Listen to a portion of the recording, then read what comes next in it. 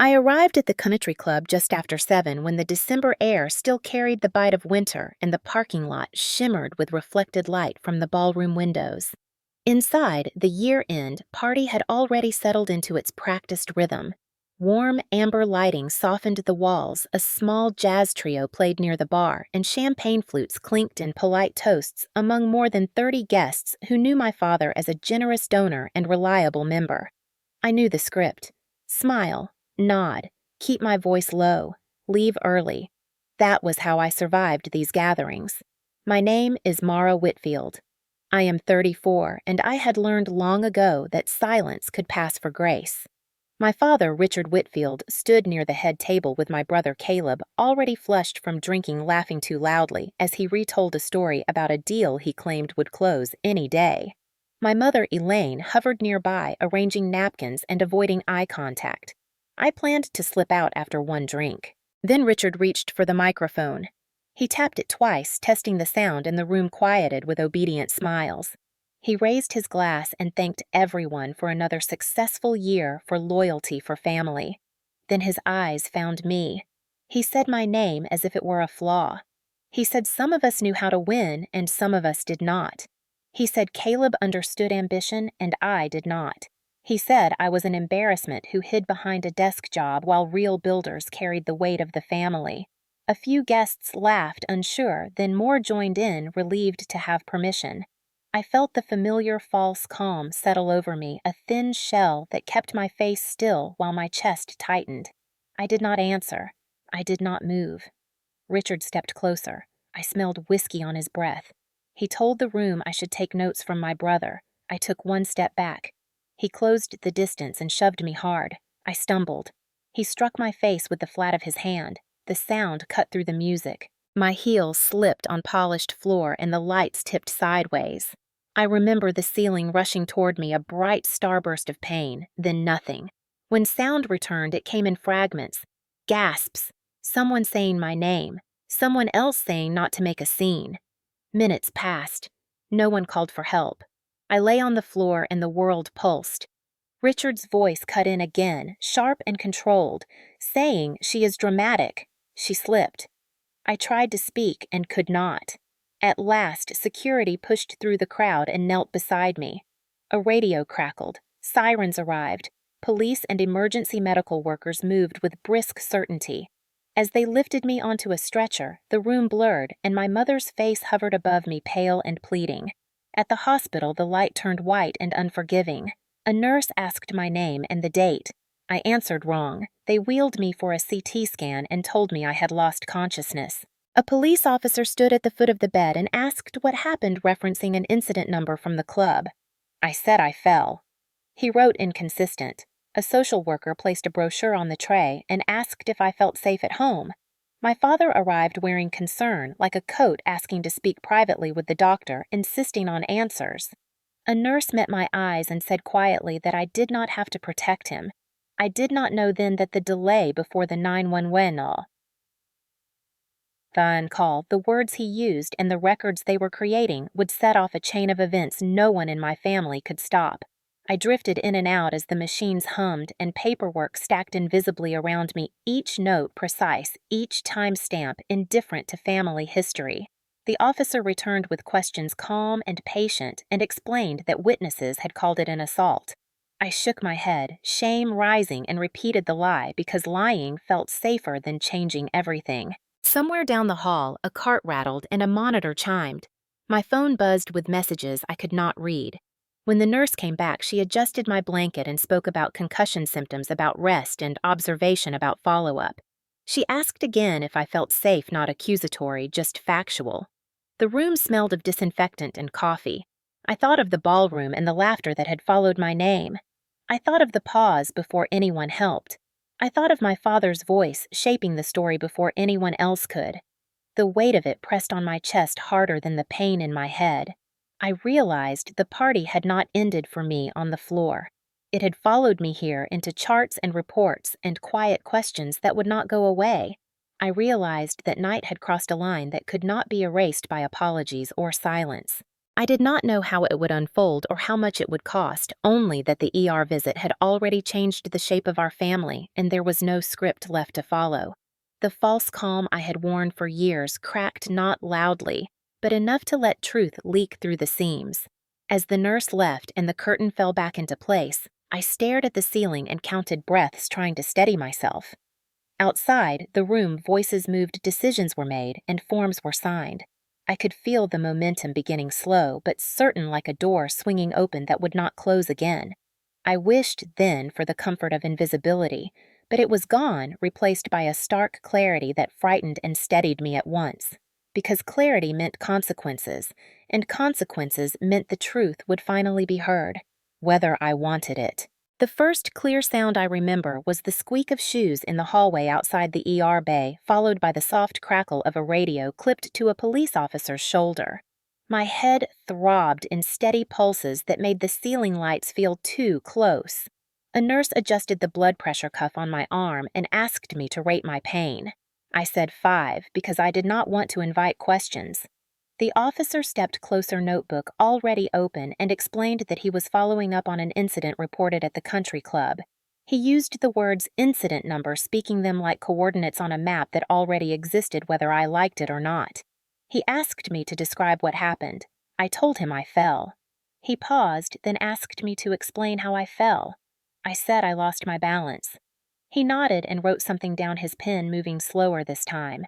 When he looked up, his eyes were steady and kind, but not convinced. He said witnesses described a different sequence. I repeated that I fell. He marked the report as inconsistent and told me someone might follow up later. After he left, the room felt smaller. A social worker introduced herself and placed a thin brochure on the rolling tray beside me. The cover read, Domestic Violence Resources. She spoke calmly, explaining that after any loss of consciousness, they asked certain questions. She asked if I felt safe at home. The question landed softly but carried weight. I hesitated and said yes because the word no felt like a trap door opening beneath my feet. She nodded and told me help was available if I needed it, then documented my answer with a practiced neutrality that made me wonder how many times she had heard the same response. A few minutes later, my father appeared at the curtain, his expression carefully assembled into concern. He asked how I was feeling and told the nurse he wanted to speak to the doctor privately. He mentioned his connections, his donations, his understanding of how hospitals worked. The nurse did not move. She told him the doctor would be in shortly and asked him to step back. My mother hovered behind him, twisting her hands and avoiding my eyes. She whispered that everything would be okay if I just rested. When the doctor arrived, he explained the CT scan showed no bleeding but confirmed a concussion. He listed symptoms to watch for and emphasized the importance of follow-up. My father interrupted twice to ask when I could be discharged. The doctor answered without looking at him. When they stepped outside the curtain to discuss next steps, a nurse leaned in and lowered her voice. She said again that I did not have to protect anyone. She said what happened was documented. She said timestamps mattered. Her words were gentle, but they pierced the fog in my head. I felt heat behind my eyes and swallowed it down. Protecting him had been my reflex for years. Protecting him had kept the peace. The police officer returned with another question, clarifying the delay before the 911 call. He said security logs showed several minutes passed before help was requested. He asked who was present. I named my parents and brother and said there were many guests. He wrote again, careful and thorough. My phone buzzed on the tray. I did not pick it up. The officer thanked me and explained that the report would be forwarded and that an incident number had already been created based on the initial call from the club. He said if I remembered anything later, I could contact them. When he left, the social worker returned briefly to confirm my discharge plan and to remind me of resources. She said her job was not to force anything, only to make sure information was available. As the room quieted, I lay there listening to the machines and the distant sounds of the department carts, rolling voices paging names. My father stood near the foot of the bed, arms crossed, watching me as if gauging what I might say. He told me again that I slipped, that these things happen, that making a fuss would only hurt the family. My mother nodded, tears shining, urging calm. I felt confusion and shame twist together, the familiar mixture that had always followed his anger. I signed discharge papers with a hand that shook. The nurse handed me instructions and emphasized rest, no driving, and follow up with my primary care provider. She looked at me one last time and said quietly that help was still there if I needed it. As we walked out, the cold air hit my face and sharpened the pain in my head. I realized that despite the lies I told the ER had already told the truth for me. The incident number existed, the notes existed, the questions existed. They would not disappear because I wished them away.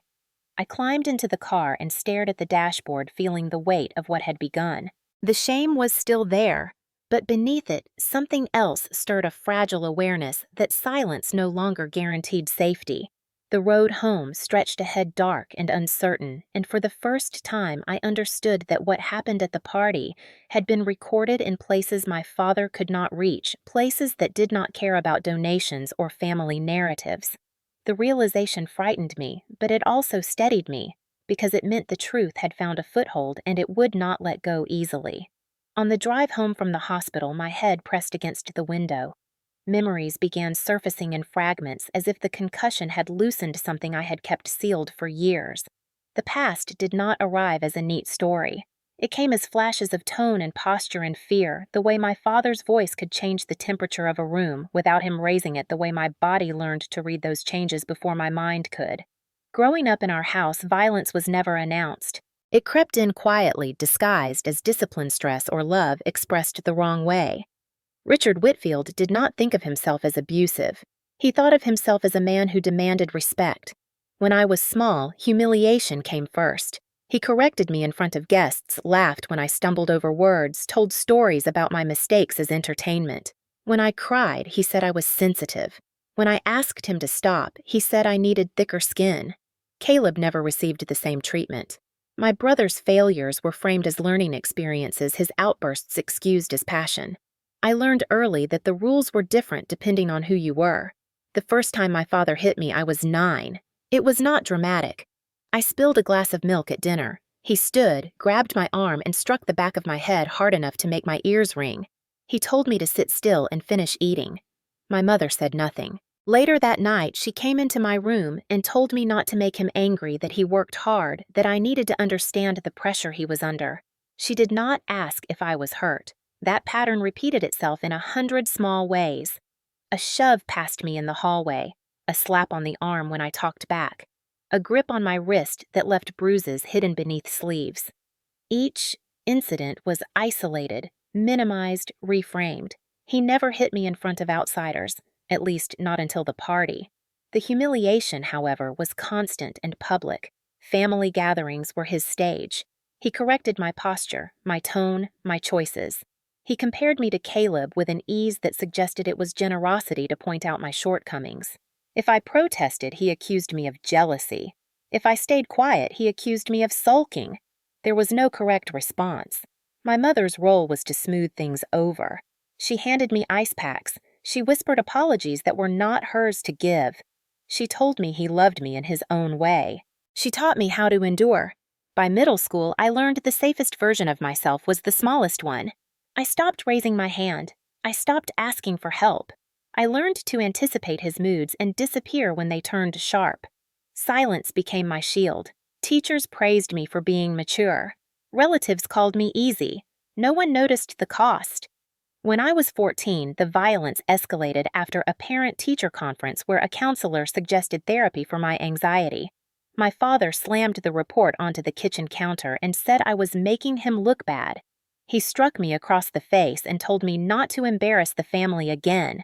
I tasted blood and nodded because nodding ended it faster. That night, my mother sat on my bed and told me not to tell anyone. She said it would ruin him. She said families handled things internally. She said love meant loyalty. I believed her because believing her made the world simpler. High school gave me a reason to stay late and come home tired. I buried myself in work then, in college applications, then in jobs. Each step away from home felt like air returning to my lungs. Yet even as I built distance, the lessons stayed. I learned to scan rooms for exits. I learned to apologize before speaking. I learned that peace depended on my compliance. When I chose a career in healthcare compliance, people said it was an odd fit for someone quiet. They did not know how familiar rules and documentation felt to me, how comforting it was to believe that systems could protect where families would not. Looking back from the ER bed, those memories aligned into something I could finally name. The humiliation was not accidental. The violence was not isolated. It was a pattern sustained by silence and enabled by the fear of disruption. I felt empathy for the child. I had been the one who learned to shrink because shrinking kept her safe. I also felt a surge of anger I had never allowed myself to feel before, not wild or loud, but steady and clarifying. The ER visit had cracked the frame around my childhood, revealing it not as a series of unfortunate moments, but as a continuous harm I had been trained to normalize.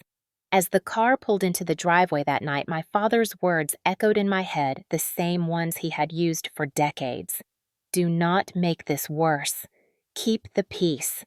For the first time, I wondered who that peace had ever served. The thought unsettled me, but it also planted a question that would not let go, one that asked whether survival required silence, or whether silence had simply postponed the cost. Competence became my quiet rebellion. I did not announce it or use it to provoke anyone. I wrapped it in camouflage and let it pass as normalcy. When I left for college, I chose a school close enough to be practical and far enough to feel like oxygen. I studied health administration at first, then discovered compliance almost by accident, a field built on policies, documentation audits, and accountability. It appealed to me in a way I did not yet understand. Compliance had rules that applied to everyone, even people with money and influence. It valued evidence over explanations and process over charm. While other students chased prestige or attention, I chased precision. I learned how systems protected themselves, how records spoke when people would not, how timelines mattered. I worked part-time in a clinic, then in a hospital network, watching how incidents were logged, how adverse events triggered reviews, how language in a chart could determine whether something was dismissed or escalated. I never talked about my family. When coworkers asked, I kept it light. I learned that revealing less invited fewer questions. After graduation, I moved into a small apartment and kept my life deliberately unremarkable. I dressed plainly. I drove a reliable car. I avoided social media. My father liked to tell people I had a safe little job. I let him. It kept him uninterested. Distance helped, but it did not erase the old instincts. I still measured my words when he called. I still felt my shoulders tighten when his name appeared on my phone. So I built layers. I became dependable at work, the person managers trusted to handle sensitive reviews. I learned to write reports that were clear and unemotional, facts arranged so they could not be misread. I earned certifications. I took on projects no one wanted because they were complicated and quiet. Promotions followed. Respect followed. No one at home noticed. That was by design. Camouflage meant my success did not provoke scrutiny or envy. It meant I could exist without being targeted. When I visited my parents, I kept conversations shallow. I praised Caleb's latest plans and nodded at my father's stories. I left early. False calm returned as a habit, not because things were calm, but because calmness reduced risk. I told myself this was maturity, that choosing peace over conflict was wisdom. In truth, it was survival refined into routine. The ER shattered that illusion.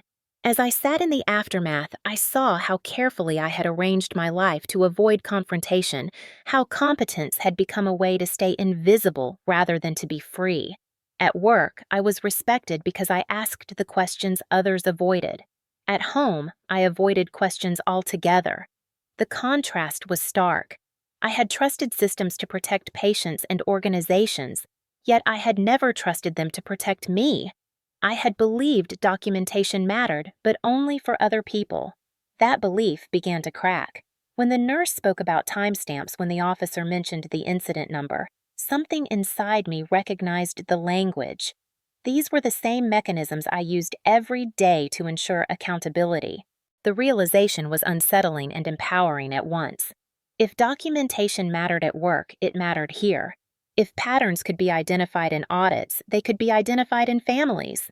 My competence was not just camouflage, it was a skill set I had never applied to my own life. That night, lying awake with my head aching and lights off, I replayed the ER questions and imagined answering them differently. I imagined stating facts instead of minimizing them. I imagined records accumulating, impartial and persistent. The thought frightened me because it threatened the equilibrium I had built, the fragile peace that depended on my silence. Yet it also offered something I had not felt in years, a sense of alignment between who I was professionally and who I was privately. The false calm I had relied on began to feel like a liability. Competence once hidden now looked like a path forward. I did not know yet what I would do with that knowledge. I only knew that the skills I used to protect others from harm could no longer be reserved for the office. The ER had shown me that my life was already inside a system whether I acknowledged it or not. The question was no longer how to stay invisible, but whether I was willing to be precise even when precision disrupted the story my family preferred to tell. That question followed me into the next morning, persistent and demanding as the outline of my life shifted from avoidance towards something I could finally name as agency. By the time I got dressed for the year-end party, my body already knew what my mind refused to admit. My hands trembled as I fastened my earrings, not from fear exactly, but from the old reflex of preparation, the quiet bracing that came before entering my father's orbit. I chose a simple black dress and flat shoes, nothing that could be criticized as flashy or careless. I told myself I would stay for one drink, congratulate a few people, and leave before anything escalated. The drive to the country club felt longer than usual, each mile marked by memories I tried not to engage. When I pulled into the lot and saw the familiar line of cars, I nearly turned around. Instead, I inhaled, counted to 3, and went inside. The ballroom glowed with warm light, and for a moment it looked harmless, even inviting. Richard was already holding court near the bar, a drink in his hand, his voice carrying. Caleb stood beside him, laughing, his posture loose and confident. My father had that look he always got when alcohol and attention mixed, his movements larger, his smile sharp. I spotted my mother near the dessert table, fussing with plates, her eyes darting in my direction before dropping away. I took a glass of water and stood near the edge of the room, positioning myself close to the exit. A few acquaintances nodded politely. Someone complimented my dress. I smiled and thanked them, keeping my answers short. Across the room, Caleb launched into a story about a contract he was sure would close in the new year. Richard clapped him on the back and declared that this was what ambition looked like. Laughter followed. I felt the familiar tightening in my chest and focused on my breathing. I reminded myself that I was an observer, not a participant. I checked my phone and saw the time. 15 minutes. I could leave soon. Then Richard looked over and saw me standing alone. His expression shifted, irritation flickering beneath the surface. He raised his glass and called my name loud enough to draw attention. A few heads turned. I considered pretending not to hear, but my mother's gaze found mine, wide and pleading silently, asking me to comply. I stepped forward, keeping my posture neutral. Richard gestured for me to come closer, smiling in a way that never reached his eyes. He asked how work was, but did not wait for an answer. He told the small group around him that I liked paperwork and rules, that I was good at staying small. Someone chuckled. He glanced at Caleb and said that real success required risk vision and courage. Caleb grinned and lifted his glass. The circle widened as more guests drifted closer, sensing entertainment. I felt the floor tilt slightly, a warning I ignored. I said nothing, hoping the moment would pass. Instead, Richard pressed on. He asked why I never aimed higher, why I was content to watch others build something real. His tone sharpened the alcohol, loosening the restraint he sometimes maintained in public. The room grew quieter, the laughter thinning. I noticed a security guard watching from near the entrance, alert but stationary. I shifted my weight, ready to excuse myself. Richard blocked my path with a step that looked casual to anyone else. He told the group that family loyalty meant honesty, that someone had to say the hard things. I felt heat rise in my face and forced it down. I had survived worse by staying calm. I glanced toward my mother, who stood frozen, hands clenched. She did not intervene. Caleb avoided my eyes. The music seemed louder, then abruptly softer, as if the room itself were holding its breath. Richard leaned closer, his voice dropping, and said, I embarrassed him by existing without ambition. The words landed with a familiar sting, but there was something different this time, a volatility I could not ignore. I took a step back, my heel catching slightly on the rug. Richard's hand shot out and grabbed my arm. Gasps rippled through the nearby guests. I heard someone say his name, uncertain. He released my arm only to shove me hard in the shoulder, his face flushed. I raised my hands instinctively, palms open, a gesture learned in childhood. The false calm shattered. He struck me across the face. The sound was sharp and final. I felt myself falling, the ceiling lights blurring into streaks as my head snapped back. The last thing I remember before the blackout was the sensation of weightlessness, the room tilting away, and the realization that the line he had never crossed in public was gone. I came back to awareness in pieces not as a moment, but as a series of sensations that did not belong together. The first was sound, a low hum that resolved into overlapping voices, sharp and breathless. Then light, too bright and unfocused, pressing against the inside of my skull. My body felt heavy, pinned as if the floor had claimed me. I tried to move my fingers and failed. Panic rose and then ebbed, replaced by a dull, spreading ache that pulsed in time with my heartbeat. Someone was saying my name over and over, stretching the syllables as if that might pull me back. I tasted metal and realized my lip was bleeding. The ballroom ceiling hovered above me, the chandeliers now distorted their crystals, smearing into halos. I could hear shoes scuffing close by and the scrape of a chair being pushed aside. A voice I did not recognize said to give me space. Another said not to touch my neck. Time stretched. I lay there while the room decided what to do with me. The most unsettling part was the pause, the hesitation before action, as if the guests were recalibrating their understanding of what was acceptable. In that pause, my father spoke. His voice cut through the confusion, controlled and irritated. He said I slipped. He said I was always clumsy. He said there was no need to overreact. I wanted to scream, but my throat would not cooperate. My mother knelt near my head, her hands hovering without making contact, whispering that help was coming, that I should breathe. Her eyes were wide with fear, but she did not contradict him. Someone finally knelt and pressed a napkin to my mouth. Another guest fumbled for a phone and then stopped glancing toward Richard as if seeking approval. Seconds passed that felt like minutes. The jazz trio had stopped playing. The silence was thick, punctuated by murmurs. I felt myself drifting again, the edges of the room darkening. A firm voice cut in, authoritative, asking if anyone had called emergency services. A security guard pushed through the cluster of bodies, radio in hand. He knelt, checked my responsiveness, and spoke into the radio with clipped urgency. That was when movement finally began. Chairs were pulled back. Someone cleared a path. I felt hands carefully supporting my head and shoulders. My vision narrowed to a tunnel.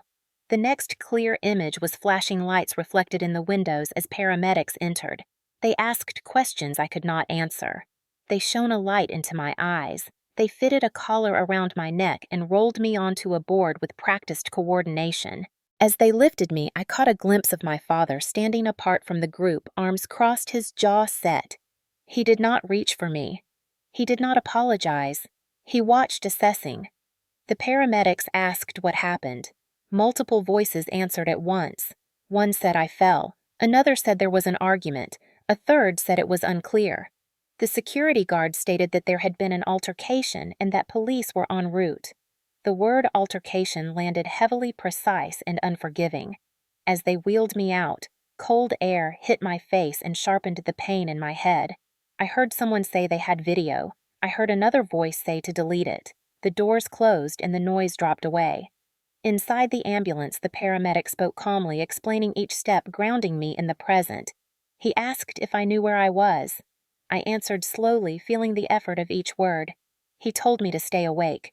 He told me help was on the way. As the siren wailed, memories surged, uninvited echoes of earlier blows, earlier excuses, earlier silences.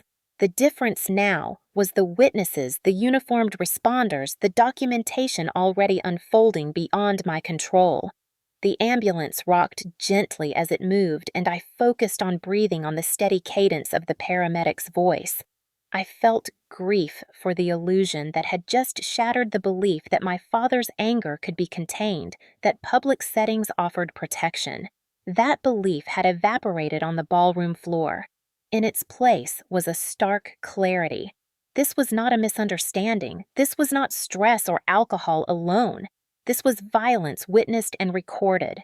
As we arrived at the hospital bay and the doors swung open, I realized the story had shifted from something my family could manage to something larger, governed by protocols and reports. The humiliation had turned into evidence. The shock was not only that I had been struck, but that the strike had finally been seen. The realization settled over me as they rolled me inside, steady and inescapable. The night would not end with explanations whispered in the car. It would continue under bright lights with questions that demanded answers and consequences that could not be smoothed away. The emergency department moved with a rhythm that was both efficient and strangely intimate, as if every person there had learned to compress urgency into calm. I was transferred from the ambulance stretcher to a hospital bed, and the collar was loosened but not removed. A nurse read my name from the wristband and asked me to confirm my date of birth. I did, slowly, my tongue thick, the room still rocking in subtle waves. The triage physician introduced himself and explained that because I had lost consciousness, they would run imaging and keep me under observation. He asked what happened. I hesitated, the old reflex rising, then said, "I fell." He nodded without comment and typed his fingers quick and impersonal. Blood was drawn. An IV was placed. The beeping of monitors settled into a steady background hum. When they wheeled me to radiology, the hallway lights slid past in long bands, and I focused on counting them to stay present. The CT scanner sounded like distant thunder. I lay still, listening to instructions through a speaker, feeling the cold table beneath me. Back in the bay, a different nurse reviewed my chart and asked again about the incident. Her tone was neutral, but her questions were precise.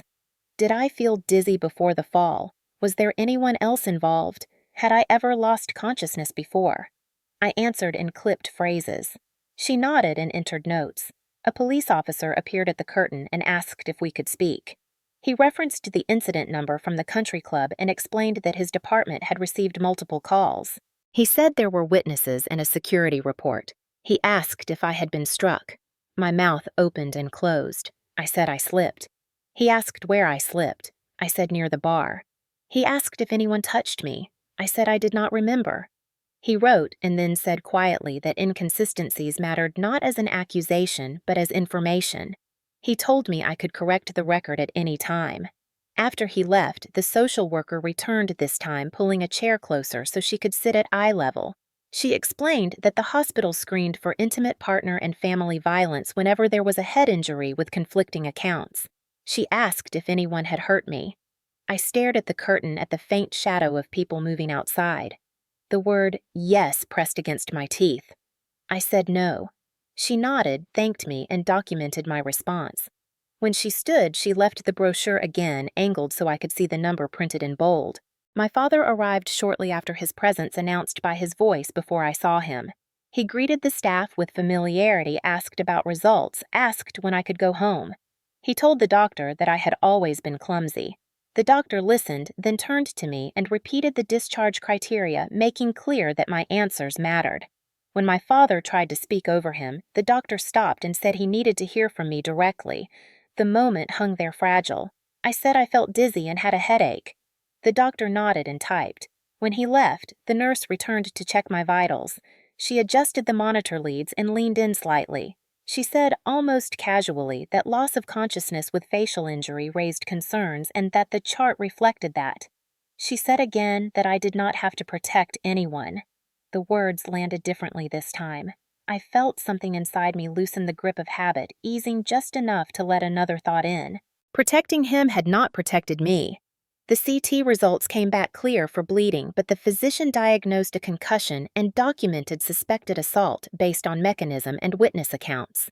The phrase suspected assault appeared on the screen when he reviewed the plan with me. It was clinical, unemotional, and undeniable. He explained symptoms to watch for and the importance of follow-up. He also explained that the hospital had a duty to provide information and that law enforcement would follow their process. My father frowned and asked if that language was necessary. The physician replied that accuracy was necessary. After he left, the police officer returned to clarify the delay in the emergency call and to ask again if I wished to add anything. My head pounded and my thoughts felt slow, but clarity cut through the haze. I saw the chart in my mind, the timestamps, the reports aligning. I saw how the system worked when fed facts instead of excuses. I heard my own voice quiet but steady saying that I had been shoved and struck. The officer met my eyes and nodded once, then asked me to describe it. I did briefly without embellishment. He wrote. He told me there would be next steps and that a temporary protective order could be requested if I felt unsafe. The social worker returned and asked if I had somewhere safe to stay. I said yes, but my voice shook. She documented that too. As the discharge papers were prepared, my father stood stiffly by the bed, anger simmering beneath his concern. My mother avoided my gaze. The nurse handed me instructions and went over them carefully. She circled a number on the page and said to call if symptoms worsened or if I felt unsafe. When she left, I lay there listening to the monitors and the distant overhead announcements, feeling the weight of what I had set in motion. The turning point was not dramatic. There was no speech or confrontation. It was a series of small, deliberate choices, answers given plainly, facts allowed to stand. As I signed the final forms, I understood that the record now told a story my family could not rewrite. The ER had become more than a place of treatment. It had become a witness. The realization steadied me even as fear flickered at the edges because it meant the truth had finally entered a system designed to hold it. The evidence did not arrive all at once. It surfaced quietly in fragments, as if the night itself were releasing what it had held. The first message came while I was still at home the next morning. Lights dimmed, curtains half drawn, my head aching in a steady rhythm that made concentration difficult. A text from an unfamiliar number appeared on my phone. It said I was there last night and I saw what happened. I am willing to make a statement. I stared at the screen, unsure how to respond. Minutes later, another message followed this one from a woman I vaguely recognized from the club, someone I had exchanged polite greetings with over the years. She wrote that she had been standing near the bar and saw my father shove me before he hit me. She said she was sorry she had not intervened sooner. Her words were simple and direct, not dramatic, which made them more powerful. I thanked her and saved the messages. The compliance part of my brain clicked on cataloging dates and times even as my hands shook. By mid-morning, an email arrived from the country club manager. It referenced the incident number and stated that security had completed an internal report. The manager wrote that because the incident involved physical harm and police response, the club was required to preserve footage and witness statements. He asked for confirmation that I consented to the release of materials to law enforcement. I replied yes and forwarded the email to the officer whose card sat on my kitchen counter. Within an hour, he acknowledged receipt and said they would obtain the report. The next development came unexpectedly. A member I knew only in passing called and asked if she could drop something off. When she arrived, she looked nervous, glancing over her shoulder, as if the house itself might judge her. She handed me her phone and played a short video. It was shaky and brief, filmed from across the room, but it showed enough. My father's arm moving toward me. My step back, the shove, the sound of the strike, my fall out of frame. The video cut off as people rushed forward. I felt my stomach drop, a mix of validation and grief washing through me. This was the moment stripped of explanations, reduced to motion and sound. She told me others had videos too, but some were afraid to share them. I thanked her and copied the file, making sure the metadata remained intact. Later that afternoon, the security report arrived. It listed timestamps, names, and observations in neutral language. It noted a delay between the initial incident and the call to emergency services. It documented that staff observed an altercation and contacted police. Reading it felt surreal, like reading about someone else. The language was dry, precise, unarguable. Each line reinforced the others, forming a pattern that no single account could undo. As the day went on, messages continued to arrive. Some were supportive. Others were cautious, offering statements without commentary. I responded politely and saved everything. I created a folder on my computer and organized the materials by type and time: video, witness texts, incident report, police acknowledgement, ER discharge summary with suspected assault noted. It was not something I had planned to do, but it felt necessary, almost automatic. This was how systems worked. Information mattered only if it was preserved. In the early evening, my phone rang again. It was the officer updating me on the case. He said multiple witnesses corroborated my account and that the security report aligned with the video. He explained next steps, calmly outlining options without pressure. He asked if I felt safe returning home. I hesitated, then said I would be staying elsewhere. He noted that. After the call, I sat quietly absorbing the shift that had occurred. For years, my experience had lived only in my body and memory, easy for others to dismiss. Now it existed outside me, documented and shared, no longer dependent on my willingness to speak. The evidence did not exaggerate or argue. It simply existed. That was its power. I felt a strange sense of relief paired with sorrow. Relief that I was no longer alone in what I knew, sorrow for the finality of it. Evidence has a way of closing doors, even as it opens others. By nightfall, the reality was undeniable. The story had moved beyond family dynamics into a realm governed by procedure. I understood that there would be consequences, not just legal but social, and that those consequences would ripple outward in ways I could not fully predict. The thought was intimidating, yet it grounded me. I had not created this outcome. I had only stopped absorbing it in silence. As I shut down my computer and turned off the lights, the folder on my desktop remained a quiet testament to the truth of that night. For the first time, the narrative was not his to shape. It belonged to the facts. The legal process did not rush me, but it did not wait either. The morning after the evidence began to surface, I met with an attorney recommended by a colleague who understood both healthcare systems and family law. We sat in a quiet office with neutral walls, and she listened without interrupting as I described the party, the ER visit, and the materials I had collected. When I finished, she explained the timeline with careful precision, making it clear what could happen quickly and what would take time.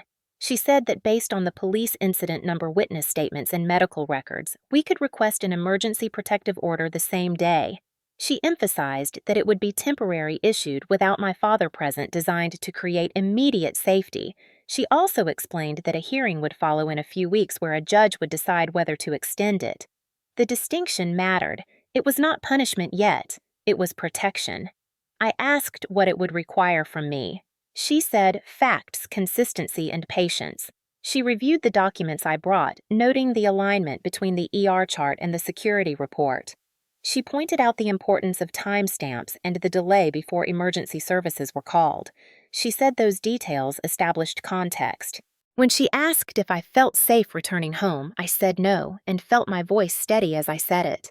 That steadiness surprised me. We drafted the petition together line by line, stating the incident, the injury, and the risk. I signed my name at the bottom and felt a quiet finality settle in. The order was filed electronically before noon. By mid-afternoon, it was granted. The attorney explained that service would be arranged and that until the hearing, my father was required to have no contact with me. She advised me to document any attempts and to call law enforcement if the order was violated. There was no drama in her tone. This was routine. That normalcy was grounding. Later that day, the officer called to confirm the order had been issued and to review what it meant in practical terms. He explained boundaries, distances, and consequences in clear language. He asked where I would be staying and noted it in the file. He said a hearing date would be set and that I would be notified. He also explained that diversion programs were sometimes offered in cases like this depending on the court and the defendant's history, but that the immediate focus was safety. After the call, my phone lit up with messages from my mother. She wrote that this had gone too far, that we could handle it privately, that involving the courts would destroy the family. She asked me to withdraw the petition. I did not respond. Caleb called next, his tone clipped and defensive. He said our father had been drinking and that everyone knew he did not mean it. He said a protective order was extreme. I listened and ended the call without arguing. That night, an unfamiliar number texted me an apology that felt rehearsed, followed by a warning about consequences. I saved it and forwarded it to my attorney, who replied that it was wise to keep everything. The hearing date arrived in the mail 2 days later. Seeing it in print made the situation feel both heavier and more contained. There was a date, a time, a courtroom. There would be a process. In the days that followed, my attorney prepared me explaining what the judge would consider and how testimony would be structured. She said I did not need to dramatize anything, only to answer questions honestly. She reminded me that the evidence spoke for itself. Meanwhile, the country club notified members of a pending investigation related to conduct at a private event, citing their code of conduct. The notice was brief and factual. My father's name was not mentioned, but the implication was clear. The legal steps moved in sequence, each one building on the last, none of them rushed. I felt moments of doubt, flashes of guilt, the old training urging me to restore peace. Each time I returned to the timeline. Incident, report, ER, order, hearing. The structure helped. It kept me oriented when emotions threatened to pull me backward. On the morning of the hearing, I dressed simply and arrived early. I sat on a wooden bench outside the courtroom and focused on my breathing. When my name was called, I stood and walked forward, aware of the weight of what I was asking the court to do. Inside, the judge reviewed the petition, the records, and the statements. He asked questions. I answered them. My father's attorney spoke minimizing and reframing. The judge listened, then issued his decision. The protective order would be extended. Anger management would be required as part of a diversion option with conditions attached. Contact would remain prohibited. The gavel struck once. It was not loud, but it echoed. Outside the courtroom, my attorney shook my hand and said we had done exactly what we needed to do. As I stepped into the hallway, I felt a mix of exhaustion and resolve.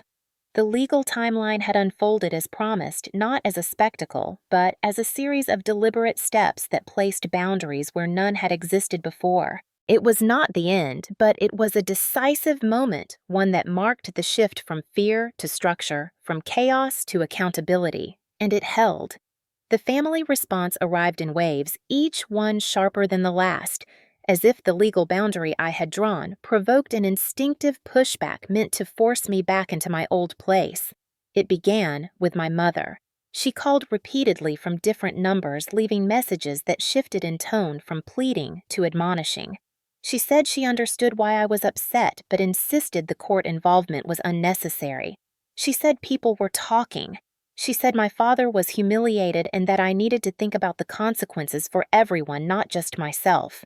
Her voice cracked when she asked how I could live with myself if this destroyed the family. I listened to each message once, then archived them without responding, a habit I had learned from compliance audits where emotion clouded judgment and documentation mattered more. When she did not get the reaction she wanted, she showed up at my apartment unannounced. I did not open the door. She stood in the hallway crying loudly enough for neighbors to hear, repeating that she was my mother and that families handled things privately. I waited until she left and documented the time and duration. Caleb's approach was more aggressive. He sent long texts accusing me of exaggerating, of betraying our father, of being vindictive. He said I had always been jealous and that this was proof. He minimized the assault as a misunderstanding fueled by alcohol and stress. When I did not respond, he escalated, calling my work and leaving a message with reception asking me to call him immediately about a family emergency. I emailed my manager to explain there might be inappropriate contact and forwarded the voicemail to Human Resources, who documented it and blocked his number. That action triggered another flood of messages accusing me of trying to ruin his career too. My father remained silent for several days, which in itself felt ominous. Then a letter arrived at my temporary address, handwritten, carefully worded. He apologized for my distress without acknowledging the act. He said he loved me and that this had gone too far. He warned that legal actions had a way of spiraling and that I should reconsider before irreversible damage was done. The undertone was clear. He believed control could be reasserted through pressure rather than reflection. I forwarded the letter to my attorney, who advised me not to respond and to keep it for the record. When the letter did not produce the desired effect, the tactics shifted again. Extended family members began reaching out, cousins and aunts I had not heard from in years, all carrying the same message framed in different words. Forgiveness. Unity. Blood. They asked if I really wanted to be the reason everyone was uncomfortable at gatherings. They suggested mediation prayer time. One uncle implied that I was jeopardizing my inheritance. Another suggested I was overreacting because I had always been sensitive. Each message echoed the same theme, that my pain was less important than restoring the appearance of harmony. The pressure intensified when my father's business contacts started distancing themselves. Someone leaked the country club investigation to a members-only group chat and speculation followed. My mother blamed me for the fallout, saying my father's reputation was being dragged through the mud. She asked if I was happy now. I felt the old pull to soothe, to explain, to fix it. Instead, I returned to the facts. An assault had occurred. The response was proportional. Boundaries were legal, not emotional. The turning point came when my father violated the protective order indirectly by asking a mutual acquaintance to pass along a message urging me to drop everything. The acquaintance felt uncomfortable and told me immediately. I documented it and informed my attorney, who notified the court. The violation was noted. The message from the judge was clear. Orders were not suggestions. The family reaction grew colder after that. Calls stopped. Messages thinned. The silence this time felt different, edged with resentment rather than expectation. In the quiet, I processed the grief that came with acknowledging what I had lost. The family I had protected for years was not rallying around truth. It was defending a hierarchy. Their counterattack revealed the depth of the pattern more clearly than any memory could. They were not asking if I was safe. They were asking me to restore comfort. That realization hurt, but it also clarified my resolve. I did not need to convince them. The court had already recognized the harm. The system had drawn a line. As the days passed, I felt the emotional crash that followed, sustained vigilance exhaustion mixed with relief. Therapy sessions helped me name what I was experiencing as backlash, a predictable response when long-standing dynamics are challenged. Naming it reduced its power. I learned to let the messages sit unanswered, to trust the structures I had engaged, to allow the consequences to unfold without interference. The family counteroffensive had failed, not because I fought back harder, but because I did not engage on their terms. The boundary held. In that holding, something inside me settled a quiet certainty that whatever came next, I would not return to silence to make others comfortable. The public exposure did not arrive with cameras or headlines. It unfolded in the most ordinary setting possible, the kind of place where reputations were usually protected, not questioned. The country club board meeting was scheduled for a Tuesday evening and described in the email as a routine review of conduct related to a private event. The language was neutral, almost bland. Attendance was limited to board members, legal counsel, and involved parties. I was invited to submit materials and attend if I wished. My attorney explained that I did not have to speak, that the evidence would carry the weight. I decided to attend anyway. Walking into the club again felt surreal, like stepping into a room that had rejected me and then pretended nothing happened. The lighting was bright and clinical in the conference room, not the warm glow of the ballroom. A long table filled the center, papers neatly stacked at each seat. The board members arrived in quiet clusters, greeting one another with restrained nods. My father entered last, shoulders squared, expression composed. He did not look at me. When the meeting was called to order, the chair explained the process. Counsel summarized the incident based on reports, witness statements, and security footage.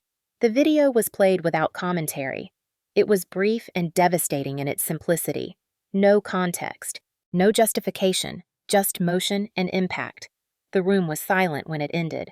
A board member asked about the delay in calling emergency services.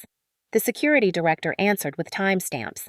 Another asked whether alcohol service had been suspended after the incident. The answer was no. Notes were taken. My father's attorney spoke next, framing the event as a misunderstanding exacerbated by alcohol, emphasizing my father's long-standing membership and contributions. The counsel responded that membership status did not negate the code of conduct. A witness statement was read aloud, matter-of-fact and precise. Another followed. Each one added weight without emotion. I was asked if I wished to add anything. I stood and stated only that I had been injured, treated in the emergency department, and that the incident number and medical records were accurate. I sat down. That was all. The board deliberated briefly in a closed session. When they returned, the chair spoke clearly. The membership was suspended pending completion of the legal process and a review of conduct requirements. Access to the club was revoked effective immediately. The decision was recorded. There was no applause, no outrage, just the sound of pens moving across paper. My father's face tightened. He asked if there was an appeal. Counsel explained the process. The meeting adjourned. The exposure continued quietly after that. Word traveled through the members-only group chat and over lunches and tea times. The facts circulated without embellishment. People asked questions. Answers were short and verifiable. The narrative my father had relied on for years did not survive contact with documentation. Invitations stopped. Partnerships paused. A sponsor withdrew from an upcoming event. None of it was dramatic. That was the point. Accountability rarely is. In the days that followed, acquaintances reached out cautiously, some to express support, others to clarify what they had heard. I answered only when necessary and directed inquiries to the official statements. My attorney advised me to let the process stand on its own. At work, my manager acknowledged the situation privately and assured me that my role was secure. Human Resources documented everything and asked if I needed accommodations. The system held. The most striking part was the absence of spectacle. No one shouted. No one stormed out. The exposure was thorough because it was ordinary. It took place in minutes in rooms where decisions were usually routine, and that made it harder to dismiss. The consequence was not social exile by decree, but a series of small closures doors that no longer opened automatically. My father attempted to rally support, but found that neutral facts left little room for persuasion. The golden narrative fractured. For me, the moment brought a complicated relief. I had not sought to humiliate him. I had sought safety and truth. The exposure was a byproduct of those choices, not a performance. As I left the club that evening, the parking lot was quiet. I sat in my car and breathed, noticing how my shoulders finally lowered. The public acknowledgement of what had happened did not erase the pain, but it validated reality in a way private conversations never could. It marked the shift from denial to consequence, from whispered excuses to recorded decisions. The everyday nature of it made it sustainable. No one needed to remember a dramatic scene. They only needed to reference a file. The night ended without confrontation, and that felt like a victory of a different kind. The court hearing took place on a gray Thursday morning, the kind of day that flattened color and sound until everything felt subdued. I arrived early and sat on a wooden bench outside the courtroom, my file folder resting on my lap like a weight I had agreed to carry. People passed in quiet streams, attorneys murmuring to clients, clerks calling names with practiced neutrality. When the bailiff opened the door and announced the docket, my name followed by my father's, my stomach tightened, but my feet moved without hesitation. Inside the courtroom was smaller than I expected, functional rather than imposing. The judge sat elevated behind the bench, glasses perched low, reviewing documents before anyone spoke. My attorney stood beside me and whispered reminders to answer only what was asked and to take my time. Across the aisle, my father sat with his attorney, his posture rigid, jaw set, eyes forward. He did not look at me. The judge called the case and summarized the petition referencing the incident number, the emergency department records, and the temporary protective order already in place. He asked my attorney to proceed. She outlined the timeline succinctly, walking through the events of the year, end party, the medical findings, the witness statements, and the documented delay before emergency services were called. She introduced the security report and the video into the record. The judge nodded and marked exhibits. My father's attorney objected briefly on relevance, then withdrew when the judge asked for a legal basis. When it was my turn to testify, I stood and raised my right hand. The oath felt heavier than I anticipated, not because I doubted my truth, but because I understood the permanence of speaking it here. The questions were straightforward. Where was I on the night in question? What happened immediately before the injury? What medical treatment did I receive? Did I lose consciousness? Did I feel safe afterward? I answered calmly, describing the shove, the strike, the fall, the blackout, and the ER diagnosis. I did not editorialize. I did not speculate. I stated facts. The judge asked clarifying questions about prior incidents. I hesitated, then explained there had been a history of intimidation and physical aggression that I had not previously reported. My voice wavered once, then steadied. My father's attorney cross-examined gently at first, then pressed on inconsistencies suggesting alcohol misunderstanding and exaggeration. The judge intervened when questions became repetitive, reminding counsel to focus on the issue of protection. When my father testified, he denied intent and framed the incident as an accident fueled by alcohol. He expressed regret for the outcome without acknowledging the act. The judge listened without expression, then asked pointed questions about the delay in calling emergency services and about prior conduct. My father's answers were defensive vague. The contrast between his generalities and the specificity of the records was stark. After closing statements, the judge took a brief recess. The room emptied into the hallway, a low murmur of voices filling the space. I stood near the window and focused on the parking lot below, counting cars to ground myself. When we were called back in, the judge delivered his ruling clearly and without embellishment. The protective order would be extended. Contact would remain prohibited. The court found that the evidence supported a finding of domestic violence and that continued protection was warranted. The judge ordered participation in an anger management and diversion program as a condition tied to the case, with compliance monitored. He explained that violations would carry consequences. He addressed my father directly, emphasizing accountability and boundaries. He then looked at me and said the court recognized the seriousness of the harm and the courage required to seek protection. The gavel fell once. The sound was small, but it resonated. As we gathered our papers, my father's attorney spoke quietly to him, urgency in his posture. My attorney squeezed my shoulder and said we were done for today. Outside the courtroom, the air felt lighter, not because the pain had lifted, but because the uncertainty had narrowed. The hearing had transformed what happened into a legal fact, affirmed by authority and process. It did not resolve everything, but it established truth in a place designed to hold it. Walking to my car, I noticed how my breathing slowed, how my shoulders dropped. The court had done what it was meant to do. It listened. It weighed evidence. It set boundaries. For the first time, my safety was not a personal negotiation. It was a legal condition. The realization brought a quiet steadiness, a sense that the ground beneath me was firmer than it had ever been. The consequences did not arrive as a single collapse, but as a chain reaction, each link triggering the next with mechanical inevitability. Within days of the hearing, my father's business partners began to pull back, not dramatically, but cautiously, the way people do when risk enters the room. Meetings were postponed. Contracts were reviewed. One long-standing supplier asked for additional assurances about governance and conduct, citing internal policies that had always existed but were now suddenly relevant. My father tried to reassure them, leaning on history and relationships, but the court order had shifted the calculus. Risk departments asked questions. Compliance officers requested documentation. Silence from some quarters spoke louder than confrontation. The country club suspension compounded the effect. In circles where credibility functioned as currency, access mattered, and the loss of access was noted. Invitations stopped arriving. Informal introductions dried up. A charity board quietly asked him to step back, pending resolution of the legal matter. None of this was public spectacle. It was administrative gravity doing its work. At home, the impact was sharper. My mother moved through days with brittle composure, blaming stress, blaming gossip, blaming timing. She stopped calling me after my attorney sent a reminder about indirect contact. The house felt smaller according to relatives who checked in as if the walls were listening.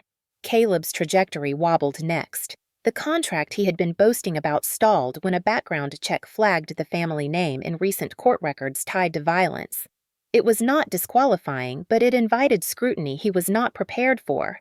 He lashed out, accusing me of sabotaging him, ignoring the fact that I had no involvement beyond telling the truth.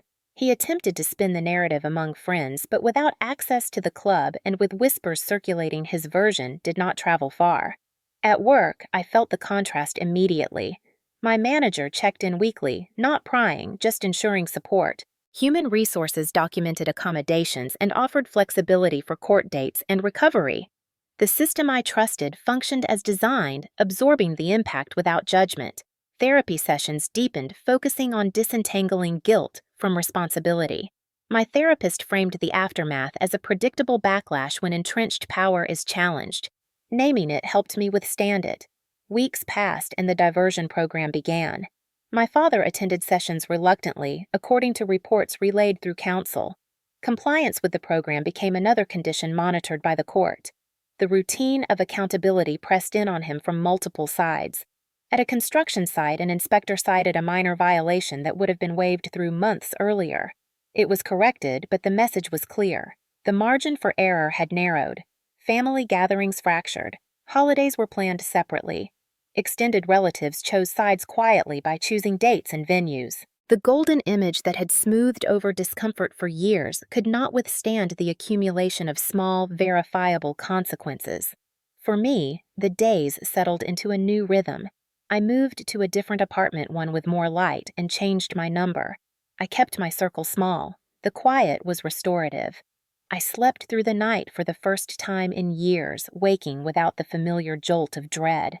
The guilt surfaced intermittently, especially when I imagined my mother alone with the fallout, but it no longer dictated my actions. I reminded myself that accountability was not cruelty. It was a response to harm. The chain reaction continued into the spring. A lender requested updated disclosures from my father's company. A joint venture was paused pending review. Caleb took a lower profile role, his confidence visibly shaken. None of this erased what happened, but it recalibrated the environment that had allowed it to happen without challenge. I did not celebrate these outcomes. I observed them. The satisfaction came not from others losing status, but from seeing reality acknowledged. The court order held. No contact was maintained. When an indirect message attempted to slip through it, was addressed swiftly and documented. The boundary proved durable. As months passed, the family narrative shifted from denial to resentment to reluctant acceptance. I was no longer the problem to be fixed. I was the variable that had changed the equation. In that space, I began to recognize something unexpected, a growing sense of self-trust. I had acted in alignment with my values and skills, and the outcome, while painful, was coherent. The ripple effects affirmed that systems respond to facts, not excuses. The chain reaction did not destroy my family. It exposed it to reality. The difference mattered. As I stood in my new kitchen one morning, sunlight cutting across the counter, I realized the consequences had not consumed me. They had cleared a path. The silence that once protected others at my expense had been replaced by a structure that protected me. The change was not loud, but it was lasting. No contact was not a dramatic declaration or a speech delivered at a kitchen table. It was a series of deliberate decisions executed quietly one after another until the distance became real. The first step was practical. I changed my phone number and gave the new one only to my manager, my attorney, and 2 friends who had proven they understood boundaries. I closed the old email account my family knew and opened a new one tied to nothing from my past. I updated privacy settings everywhere and removed my name from searchable directories where possible. Each task felt oddly soothing, like clearing debris after a storm. The next step was physical. I moved apartments within the same week, choosing a place that felt neutral and anonymous. I did not share the address. I forwarded mail temporarily and then closed the forwarding. I packed at night, keeping the lights low, working steadily until the rooms echoed. On the first night in the new place, I slept on a mattress on the floor and woke to silence that did not feel threatening. It felt earned. The emotional work was harder. My mother sent a final message through a cousin asking for a conversation to heal. I wrote a short reply and asked my attorney to send it. It stated that I would not be engaging in contact and that any further attempts should go through counsel. The clarity of it surprised me. I did not explain or justify. I did not apologize. The message stood on its own. After that, the attempts slowed and then stopped. I noticed how often my body expected interruption. I flinched at unknown numbers. I checked the locks twice. Over time, the vigilance softened.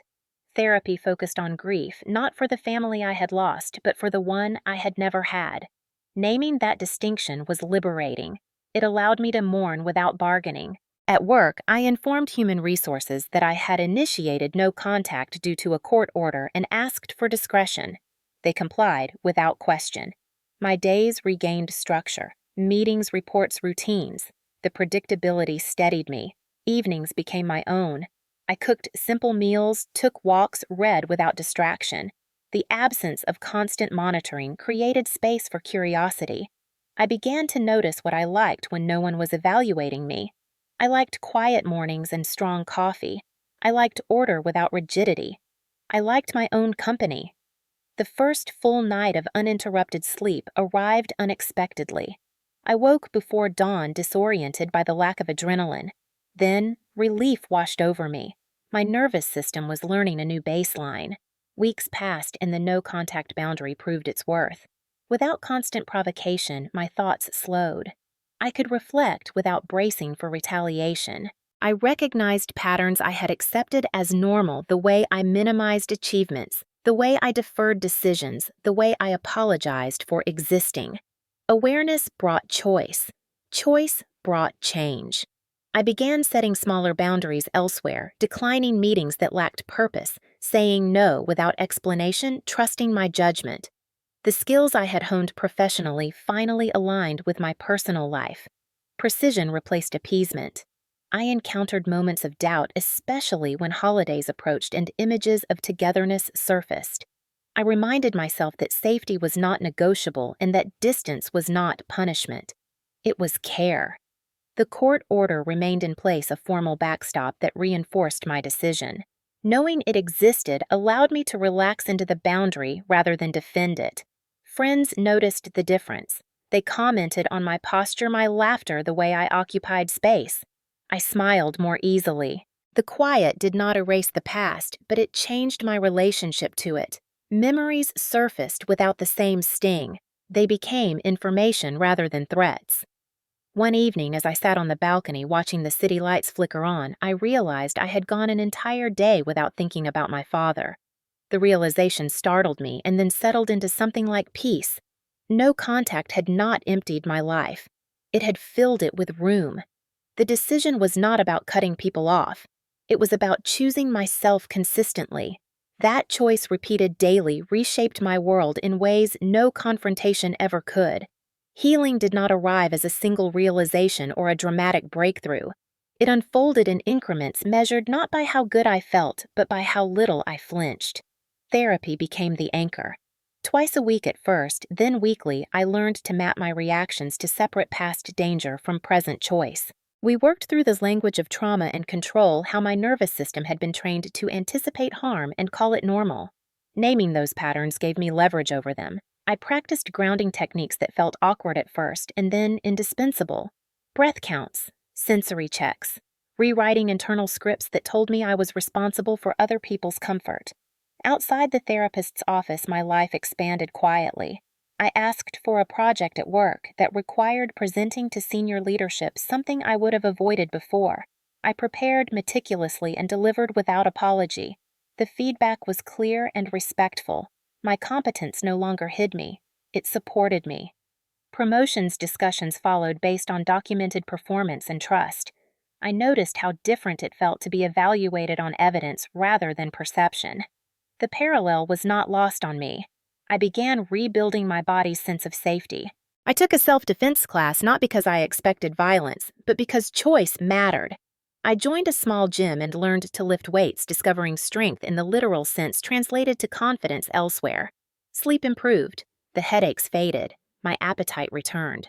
I cooked meals that nourished instead of distracted. On weekends, I explored the city without an agenda, letting curiosity replace vigilance. Healing also meant confronting grief honestly. I wrote letters I never sent, acknowledging the parents I wished I had and the childhood I did not receive. I allowed anger without turning it inward. I learned that forgiveness was not a requirement for peace. Boundaries were. My therapist framed healing as integration, not erasure. The past would always be part of me, but it did not get to run the present. Social connections deepened. I chose friends who listened and respected limits. I practiced asking for help without rehearsing justification. The response was consistently kind. That consistency rewired expectations I had carried for decades. At times, memories resurfaced unexpectedly, triggered by a tone or a gesture. Instead of spiraling, I noted the reaction and returned to the present. Progress looked like resilience, not avoidance. Professionally, I stepped into a mentorship role, guiding younger colleagues through complex compliance issues. Teaching reinforced my own confidence. It also affirmed a value I had long held quietly, that protection and accountability mattered. I volunteered with an organization that educated patients about their rights, careful to choose a role that did not overwhelm me. Giving back felt grounded, not performative. The legal boundaries remained in place, but they receded into the background of daily life. I no longer needed to check them constantly. The systems I had engaged continued to function without my vigilance. That reliability freed mental space. I noticed joy returning in small ways. A favorite song on the radio, sunlight on the kitchen counter, laughter that came unforced. Healing was not about forgetting. It was about living fully alongside memory. One afternoon during a routine follow-up appointment, the nurse asked how I was doing. I answered honestly, saying better. The word fit. It captured motion without claiming completion. As months passed, I recognized a shift in identity. I was no longer defining myself by what I survived, but by what I chose. The confidence was quiet, durable. It did not require validation. It showed up in posture, in decisions made without apology, in the ease of saying no and the courage to say yes. Healing had become less about repair and more about construction.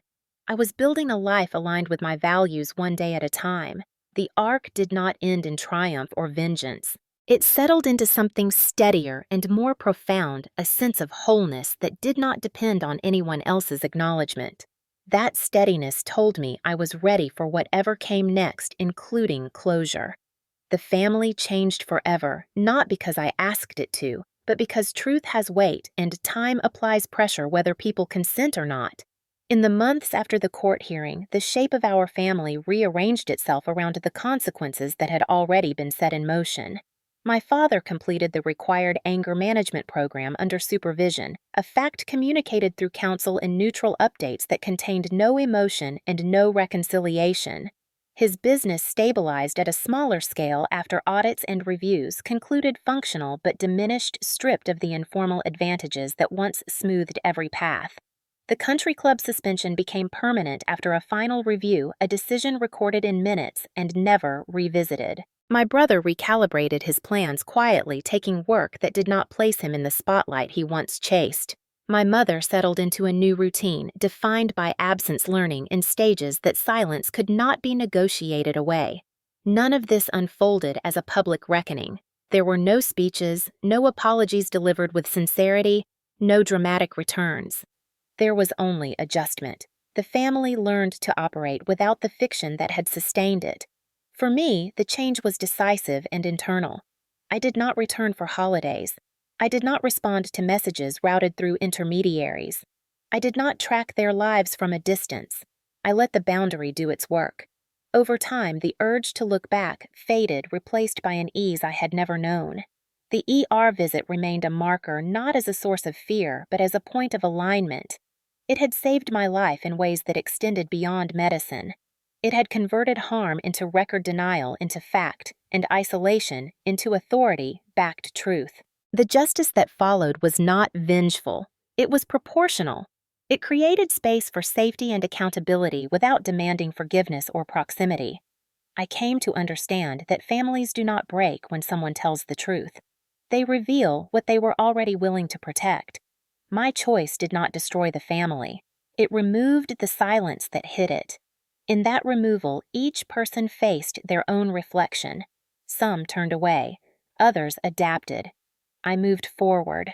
On an ordinary morning a year later, I sat at my kitchen table with coffee and sunlight and realized I felt free without needing to name why. Freedom had become my baseline, not an event. I carried the skills that had guided me through the process into every part of my life. Clarity, documentation, boundaries, and patience. They served me well. When people asked about my family, I answered briefly and without apology. When they asked about my work, I spoke with confidence. When they asked what changed everything, I told the truth. An ER visit made it impossible to pretend. The rest followed naturally. I did not wait for closure to arrive from others. I built it. The family I came from no longer defined me. The life I chose did. ER had saved my body that night, but truth saved my future. That was the change that lasted quiet, complete, and irreversible. If you stayed with me to the end, I want to ask you something honestly, not as a storyteller, but as a person who lived through this. How many moments like this do we ignore because they are uncomfortable, because they happen inside families, because speaking up feels like it would cost too much? For most of my life, I believed silence was the price of belonging. I believed endurance was strength, and that protecting others from consequences was the same as love. It took an ER visit to show me how wrong that belief was. So I want to hear from you. If you were in that room, if you were the one on the floor, would you have spoken up, or would you have done what I did for years and stayed quiet to keep the peace? There is no perfect answer, and there is no judgment here, only reality. If this story resonated with you, it is probably because you have seen something similar. Maybe not this extreme, maybe quieter, maybe hidden behind smiles and holiday tables. Share your thoughts in the comments. Tell me where you are watching from and whether you believe family should always come first, or whether safety and truth have to come before blood. If you have ever been asked to minimize your pain so others could stay comfortable, you are not alone. And if you are still in that place of silence, I hope this story reminds you that systems exist for a reason, that documentation matters, and that asking for help is not weakness. It is alignment. If you found value in this story, consider subscribing, because this channel is about more than drama. It is about accountability, boundaries, and what quiet justice actually looks like in real life. Every week, I share stories that explore toxic family dynamics, public humiliation, evidence-backed truth, and the long road to healing without revenge, fantasies or empty apologies. These stories are fictionalized but grounded in real-world logic because reality is powerful enough on its own. If you want to keep this conversation going like the video so it reaches others who might need it, and comment with one word that best describes how this story made you feel. Angry, relieved, seen, uncomfortable, hopeful. All of it counts. And if you are watching this late at night, wondering if things will ever change, let me say this clearly. Change rarely comes from shouting. It comes from structure, from records, from boundaries that hold even when emotions run high. Whatever you are carrying, you deserve safety, clarity, and peace. Thank you for listening. Thank you for witnessing this story, and I will see you in the next one.